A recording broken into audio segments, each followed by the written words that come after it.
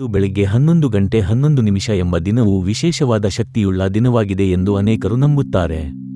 ಸಂಖ್ಯಾಶಾಸ್ತ್ರದಲ್ಲಿ ಬೆಳಿಗ್ಗೆ 11:11 ಅನ್ನು ಬಹುಶಕ್ತಿಯ ಸಂಕೇತವಾಗಿ ಪರಿಗಣಿಸಲಾಗುತ್ತದೆ. ಇದು ಆಂತರಿಕ ಬುದ್ಧಿ ಮತ್ತು ವಿಶ್ವದ ಶಕ್ತಿಯೊಂದಿಗೆ ಸಂಪರ್ಕ ಸಾಧಿಸುವ ಅವಕಾಶವನ್ನು ನೀಡುತ್ತದೆ. ಈ ಸಮಯದಲ್ಲಿ ನಮ್ಮ ಆಸೆಗಳನ್ನು ಮತ್ತು ಕನಸುಗಳನ್ನು ಪ್ರಪಂಚದಲ್ಲಿ ಆಕರ್ಷಿಸಲು ಶಕ್ತಿಯು ಹೆಚ್ಚಾಗಿರುವುದಾಗಿ ಹೇಳಲಾಗುತ್ತದೆ. ಬೆಳಿಗ್ಗೆ 11:11 ಪೋರ್ಟಲ್ನ ಮೂಲಕ ನಾವು ನಮ್ಮ ಮನಸ್ಸು ಮತ್ತು ಹೃದಯವನ್ನು ಸ್ಪಷ್ಟಗೊಳಿಸಿ ಉನ್ನತ ಉದ್ದೇಶಗಳತ್ತ ಗಮನ ಹರಿಸಬಹುದು. ಇದು ಆಧ್ಯಾತ್ಮಿಕ ಜಾಗೃತಿಗೆ ಹಾಗೂ ಆಂತರಿಕ ಶಕ್ತಿಯನ್ನು ಅರಿಯಲು ಸೂಕ್ತ ಸಮಯವಾಗಿದೆ. ಈ ದಿನದ ಮಾಯಾಜಾಲವು ನಮ್ಮ ಜೀವನದಲ್ಲಿ ಹೊಸ ಅವಕಾಶಗಳನ್ನು ತೆರೆದು ವಿಶ್ವದ ಶಕ್ತಿಯನ್ನು ಅನುಭವಿಸಲು ಸಹಾಯ ಮಾಡುತ್ತದೆ. ಪ್ರತಿ ವರ್ಷ ನವೆಂಬರ್ 11ನೇ ದಿನಾಂಕವು 11/11 ಎಂಬ ವಿಶಿಷ್ಟ ಸಂಖ್ಯಾ ಸಂಯೋಜನೆಯಿಂದ ವಿಶಿಷ್ಟ ಶಕ್ತಿಯನ್ನು ಹೊಂದಿದೆ ಎಂದು ನಂಬಲಾಗುತ್ತದೆ.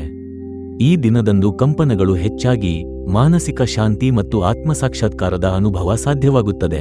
ಅನೇಕರು ಧ್ಯಾನ ಮತ್ತು ಸಂಕಲ್ಪಗಳನ್ನು ಸ್ಥಾಪಿಸಲು ಈ ದಿನವನ್ನು ಆಯ್ಕೆ ಮಾಡುತ್ತಾರೆ, ಏಕೆಂದರೆ ಈ ಸಮಯದಲ್ಲಿ ತಮ್ಮ ವೈಯಕ್ತಿಕ ಶಕ್ತಿಯನ್ನು ಸಮನ್ವಯಗೊಳಿಸುವುದು ಸುಲಭವಾಗುತ್ತದೆ. ವೈಯಕ್ತಿಕ ಶಕ್ತಿಯನ್ನು ಸರಿಯಾದ ದಿಕ್ಕಿನಲ್ಲಿ ಹೊಂದಿಸುವುದರಿಂದ ಆಕರ್ಷಣೆಯ ನಿಯಮ ಪ್ರಕಾರ ಸಮೃದ್ಧಿ ಮತ್ತು ಆಶೀರ್ವಾದಗಳನ್ನು ಜೀವನಕ್ಕೆ ಆಕರ್ಷಿಸಬಹುದು. 11/11 ದಿನದ ಮಹತ್ವವನ್ನು ಅರಿತು ಮನಸ್ಸನ್ನು ಶುದ್ಧೀಕರಿಸಿ ಸ್ಪಷ್ಟವಾದ ಸಂಕಲ್ಪಗಳನ್ನು ಹೊಂದುವುದು ಅತ್ಯಂತ ಮುಖ್ಯವಾಗಿದೆ. ಬೆಳಗ್ಗೆ 11:11 ಪೋರ್ಟಲ್ನ ಶಕ್ತಿಯನ್ನು ಬಳಸಿಕೊಂಡು ನಿಮ್ಮ ಆಶಯಗಳನ್ನು ಆಕರ್ಷಿಸುವುದು ಒಂದು ವಿಶಿಷ್ಟ ಅನುಭವವಾಗಿದೆ. ಮೊದಲಿಗೆ ನಿಮ್ಮ ಬಯಕೆಗಳನ್ನು ಸ್ಪಷ್ಟವಾಗಿ ಗುರುತಿಸಿ ಮತ್ತು ಅವುಗಳ ಬಗ್ಗೆ ಮನಸ್ಸಿನಲ್ಲಿ ಸ್ಪಷ್ಟತೆ ಹೊಂದಿಕೊಳ್ಳಿ.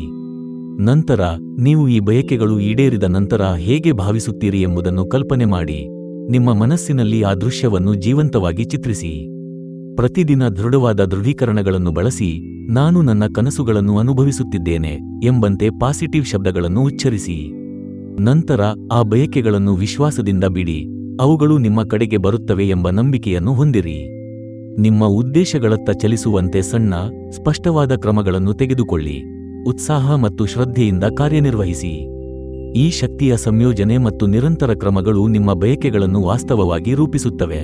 ನಿಮ್ಮ ಆತ್ಮಶಕ್ತಿ ಮತ್ತು ಕಾರ್ಯಗಳ ಸಮನ್ವಯವೇ ಫಲಿತಾಂಶಗಳನ್ನು ತರುತ್ತದೆ.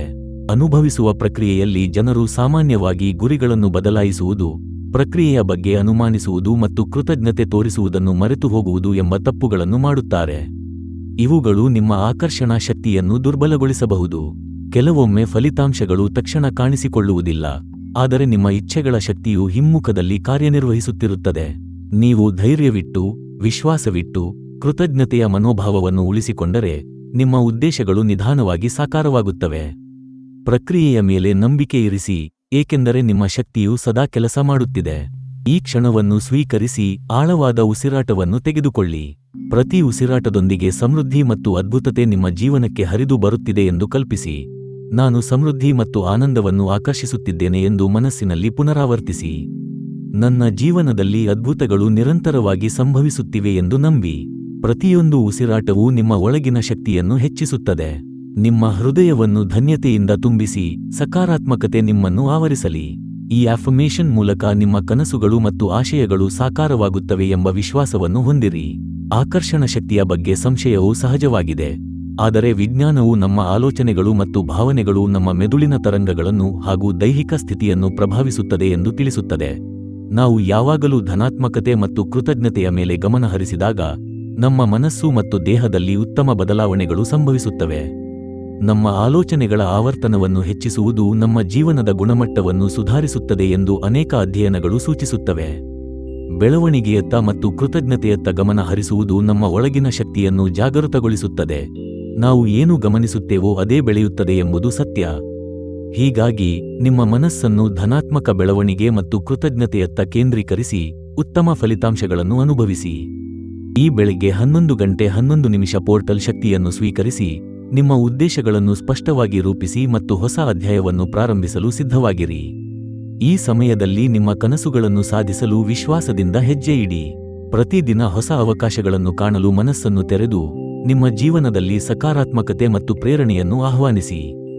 ನಿಮ್ಮ ಸ್ನೇಹಿತರು ಮತ್ತು ಕುಟುಂಬದವರಿಗೂ ಈ ಶಕ್ತಿಯನ್ನು ಹಂಚಿಕೊಳ್ಳಿ.